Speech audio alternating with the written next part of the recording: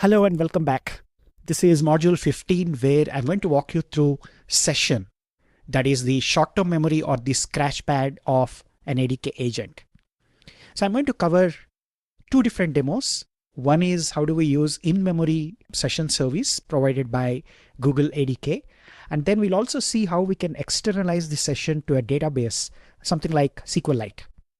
So this demo is also slightly different from the previous because I'm going to use the Jupyter notebooks to demonstrate the idea and the concept. So let's get started. I'm going to copy and paste the content in each cell and then walk you through the details. We import all the essential modules, but the most important here for this demo is the in-memory session service. Remaining are all essential components that are required for Google ADK. So we will import these modules and then we'll write exactly one helper function that is responsible for orchestrating the agent. That means it's going to be acting as the runner. So we will create a helper function called run session that accepts the instance of a runner and the list of queries. It can be even just one query or a prompt basically. And then the session name. These are the three input parameters for the run session helper function. And then we will create a session service. If that's already existing, we will get the session. That's the most important thing here. Session is basically the scratchpad or the short-term memory of an agent. Think of that as the conversational thread that is maintained by the agent when we are interacting with a specific task or a specific session. So session is the short-term memory, and this is very specific to one agent. Every agent will have its own unique session and it can retrieve the session as well, which we'll see in the upcoming demos. So we create the session and then we process the user queries. We'll do a for each on the user queries and we will retrieve the actual user query, and then for that specific query, we'll run the instance in run async function and then print the output. So that is straightforward. So we will do a for each on every query, and for each query we will run the run async function and we will print the output. So that is the helper function.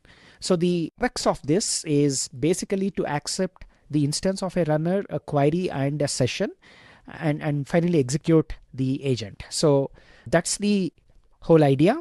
And then the third step is to make sure that we initialize the agent and of course the other building blocks. So we will set the default application name as agents, the user ID session as default, and we are using the model which is Gemini 2.5 Flashlight. So I create the root agent based on the model that we gave here, and then the name of the chatbot, the description. It's a very simple chatbot, nothing fancy, so we can just leave the description with a very simple identifier like a text chatbot. And then we create in-memory session service. So in-memory session service, as the name suggests, is temporary. It lives inside the RAM, and as soon as you reset the chatbot or the agent or the kernel in terms of a Jupyter notebook, the session gets reset. So we are not externalizing. This lives within RAM. It's completely ephemeral and transient, which means its life is restricted to the life of the agent. As soon as the agent is terminated, we lose the short-term memory. So that's what we create here. And then finally we create the instance of a runner. So a runner, when we pass the parameters of the agent, the application name and the session service. So let's go ahead and run this cell. And once that is done, it's time for us to test the short-term memory of the agent. So I'm going to run this cell with just one method, run session. So that is going to invoke our helper function we defined here, run session. And it basically accepts the runner that we created here. And remember, runner is the orchestrator that is responsible for executing the event loop. So that's one of the core building blocks of Google ADK. So we create the runner instance and then pass it here. And I'm actually telling the agent that my name is Johnny and I'm asking another question, what is the capital of United States? And we call this session as short-term memory. So let's go ahead and run this. Now, it comes back by greeting me and then telling me the capital of United States. That's not the most interesting part, but it comes in when you basically ask the agent, what is my name? And you pass exactly the same memory, the short-term memory identifier, which is the session identifier. Now this comes back saying your name is Johnny. Now let's run exactly the same thing, but we'll create a new session by calling this as short-term memory 1. Now obviously this session doesn't know what I told in the previous session, and this is going to come back saying, I do not have access to your personal information, I don't know your name. So this is expected. But as soon as you change the session back to short-term memory and access, it precisely knows my name. So this is the idea of a session, and the way you create this is by populating the in-memory session service. So in-memory session service is one of the important building blocks. And in the next demo, I'm going to show you how we can persist the session by moving the in-memory session to an external database. And in this case, to keep this simple, we are going to use the SQLite database, which lives on our file system, but you can even use LOIDB or PostgreSQL or other databases that are supported by Google ADK.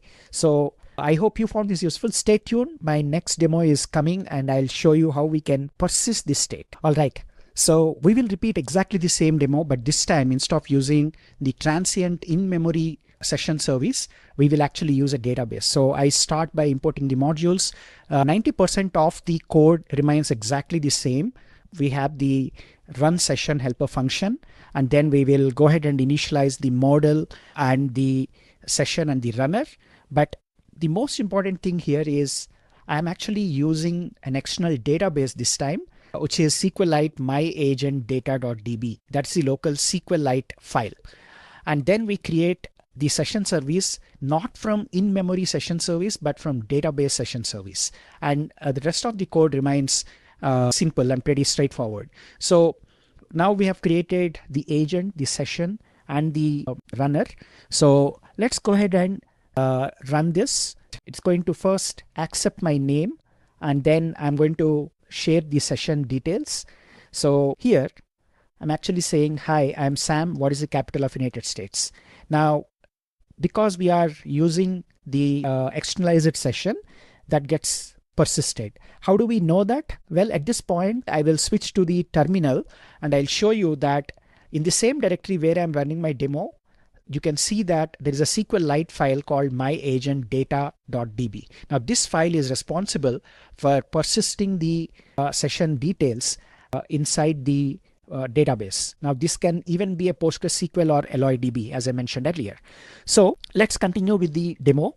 Now I'm going to run the next function, the helper function again, and this time I pass exactly the same session name, and it comes back. You told me your name is Sam.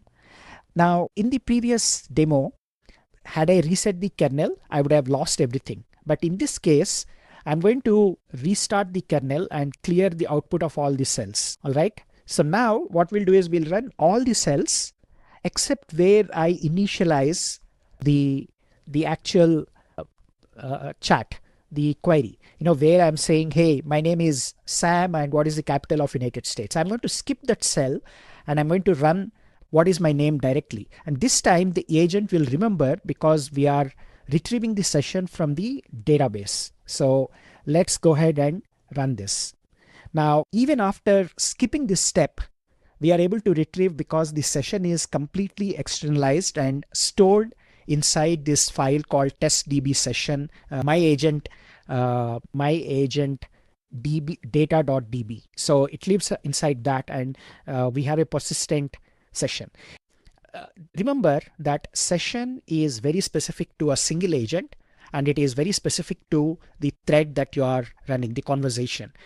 Can we access this from other agents?